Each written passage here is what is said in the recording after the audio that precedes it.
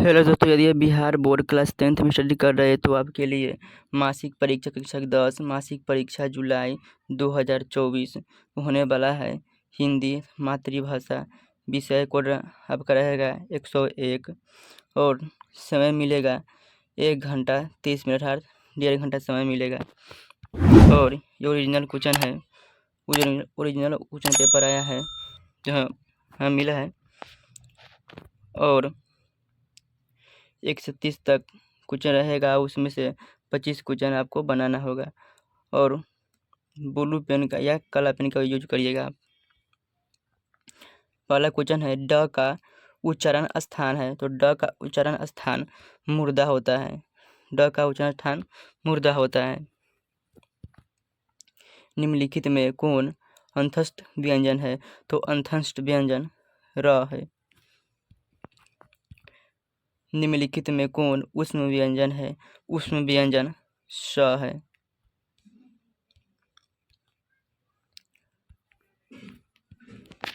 अगला क्वेश्चन, अधिस शब्द का संधि विच्छेद होगा, तो अधिस शब्द का संधि विच्छेद अधि प्लस इस होगा। सिंदूर्म का संधि विच्छेद होगा, तो सिंदूर्म का संधि विच्छेद सिद्ध प्लस उर्मी होगा, सिद्ध प्लस उर्मी।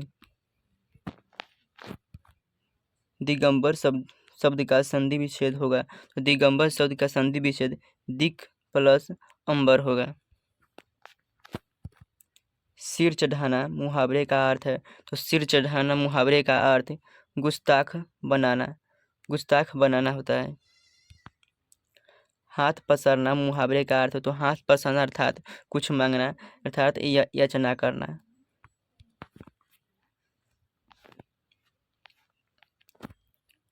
और आगे क्वेश्चन लेने के लिए इस चैनल को सब्सक्राइब जरूर कर दीजिएगा और लाइक शेयर कर दीजिएगा।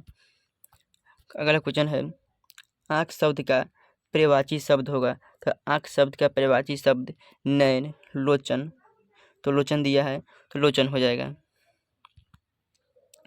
अभिमान शब्द का पर्यायवाची शब्द होगा, तो अभिमान शब्द का पर्यायवाची शब्द अस्मिता होता है। इंद्र शब्द का पर्यायवाची शब्द क्या होगा, तो इंद्र शब्द का पर्यायवाची शब्द सुरेश होगा। मृगछौना शब्द में समास कौन है, तो मृगछौना शब्द में समास तत्पुरुष होगा। तिमाही शब्द में कौन सा समास होगा, तिमाही शब्द में द्विगु समास होता है। क्रमहीन समास में कौन सा क्रमहीन शब्द में कौन सा समास होगा, तो क्रम है जिसका हीन, तो क्रमहीन समास में क्रमधारय समास होगा। कपड़ा शब्द का बहुवचन, तो कपड़ा शब्द का बहुवचन कपड़े होता है। वृद्धि शब्द का विलोम, तो वृद्धि शब्द का विलोम क्या होगा, तो वृद्धि अर्थात बूढ़ा, तो बूढ़ा के विलोम शब्द होगा बालक।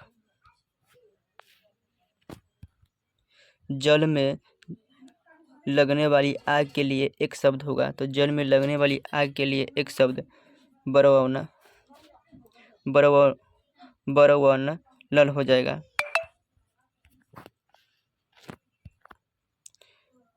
वनिका से कुछ नया है, पार्वती बेहोश क्यों पड़ी थी, तो पार्वती बेहोश तेज बुखार के कारण पड़ी थी। निम्नलिखित में कौन सी रचना सरहदपाद की है, तो दोहा कोश सरहदपाद की रचना है। नजम्बा मंगवा की कौन थी, तो नजम्बा मंगवा की बहू थी। नागरी लिपि शीर्षक पाठ साहित्य की कौन सी विधा है, तो नागरी लिपि शीर्षक पाठ साहित्य की निबंध है, एक नागरी लिपि एक निबंध है। लौट कर आऊँगा फिर कविता का अनुवादक कौन है, तो अनुवादक प्रयाग शुक्ल हो जाएगा। और कवि पूछे तो जीवानंद दास। मेरे बिना तुम प्रभु किस भाषा से अनुदित है, तो मेरे बिना तुम प्रभु यह जर्मनी भाषा से अनुदित है। बीजाक्षर काव्य संकलन है, तो बीजाक्षर काव्य संकलन अनामिका का है। एक वृक्ष की हत्या शीर्षक कविता किसकी रचना है, तो एक वृक्ष की हत्या शीर्षक कविता कुंवर नारायण की है। ये 25 से क्वेश्चन बना है, पूरा बता दे रहे हैं। धहते विश्वास के कहानीकार कौन है, तो धहते विश्वास के कहानीकार सातकोड़ी होता है। रोन नदी कहाँ है, तो रोन नदी कहाँ पर स्थित है, तो दक्षिण फ्रांस में स्थित है। परंपरा का मूल्यांकन किसकी कृति है, तो परंपरा का मूल्यांकन रामविलास शर्मा की कृति है। देवताओं के राजा का वज्र किसकी हड्डी से बना था, तो देवताओं के राजा का वज्र दधीचि मुनि हड्डी से बना होता है। नाखून क्यों बढ़ते हैं शीर्षक पाठ की कौन सी विधा है, तो नाखून क्यों बढ़ते हैं शीर्षक पाठ की कौन सी विधा है, तो ललित निबंध हो जाएगा। नाखून क्यों बढ़ते ललित निबंध। 30 क्वेश्चन कराया है, जो कि वायरल ऑब्जेक्टिव क्वेश्चन कराया है मंथली एग्जाम के लिए। और क्लास अच्छा लगा हो तो लाइक शेयर कमेंट और सब्सक्राइब जरूर कर दीजिएगा। और आगे भी क्वेश्चन लेने के लिए सब्सक्राइब के रहेगा तो आपका जब वीडियो डालेंगे तो आपका नोटिफिकेशन पहुंच जाएगा।